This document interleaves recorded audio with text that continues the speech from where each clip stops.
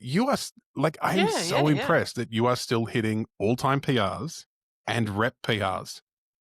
Like, Yeah, so am I. So am I. right?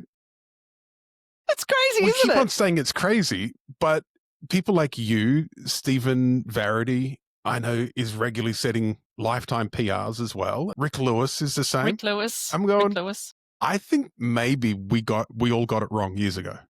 And it's very possible because like the three of you are like pretty consistently still pushing the all-time bar. It's not like, oh, it's good for my age or whatever. It's like they're just big numbers. Yeah, the only important number, it's not your age. The only important number for me is the I number that's love on the that. bar. Okay.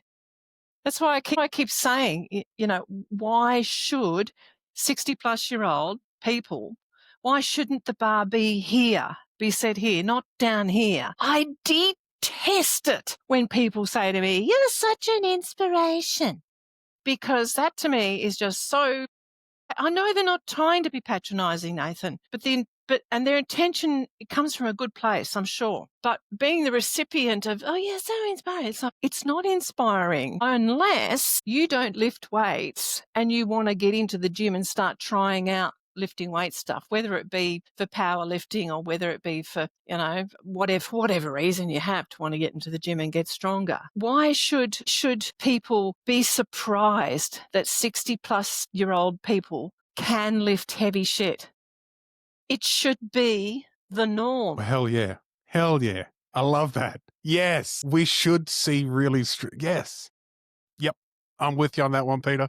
Yeah.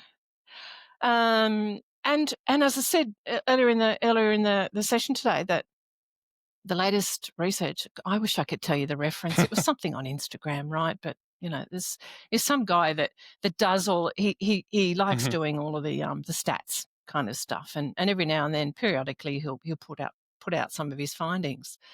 And that last one was, the biggest growth in powerlifting sport has been in the 60-plus-year-old group. It's like, yeah. So how do we get Bring it. more 60 plus on the platform then? More, actually, this is I an don't know. interesting idea. Such a right? niche sport, mate. Ben Wright and I, we talk about this a lot about disabled sports. And one of our big motivators is we just want to see people in wheelchairs in gyms. That's it. That's it. Doesn't matter if they're going to the Olympics or they're setting records or big stuff. We just want people in wheelchairs to occupy that space. I want the same for masters lifters, and I want the same, and it's like what we wanted for female lifters back when I started in strength sports, because there was normally one woman out there. There'd be 20 guys, and most of the guys were all of kind of the same age, and I was the young guy, and there'd be me and a couple of young guys, and there'd be one woman, and it was so impressive. Yeah, right. That would be Bev Francis. Yeah. That would be Bev Francis. And it was always so super impressive what this one lady was lifting, and it's like, holy crap, why aren't more women doing this?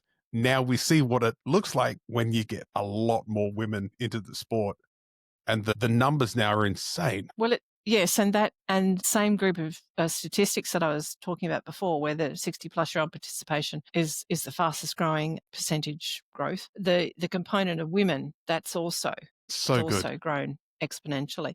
But when you look at the work that Powerlifting Australia does, for example, I don't know about other countries, but when you look at the kinds of things that they do, they are out there actively running events. They're actively demonstrating stuff. They're going out there and presenting the sport out there in the community. Well, what do we do in powerlifting? We hide away, don't we? We expect people to come to. Yeah.